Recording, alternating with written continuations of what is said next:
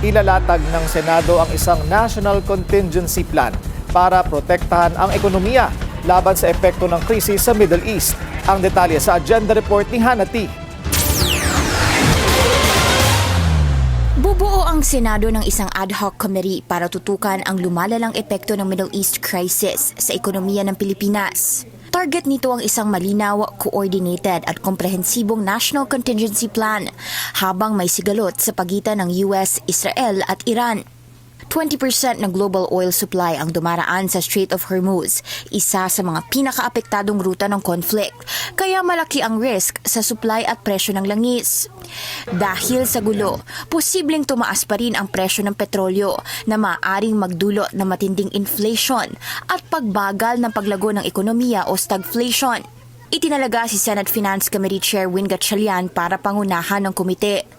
Pangamba ni Gatchalian, domino effect ang mangyayari kasunod ng oil price hikes.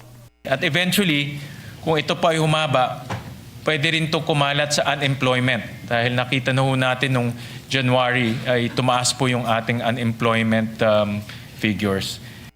Next week ang target ng unang pagdinig.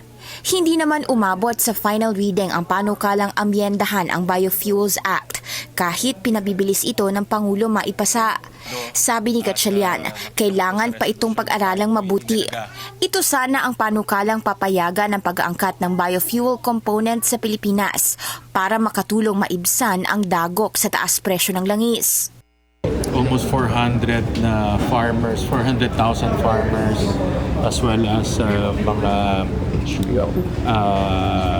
processing plant workers ng ethanol ang maapektuhan kung papayagan mag-import. So, kailangan masigurado natin na yung mga farmers natin, 400,000 ay meron silang protection. Nabanggit naman na raw nila ito sa executive. Pasado naman na raw sa Kongreso ang panukalang nagbibigay ng special powers kay PBBM para isuspend o i-reduce ang excise tax sa langis. Para sa agenda, Hannah T., Billionario News Channel.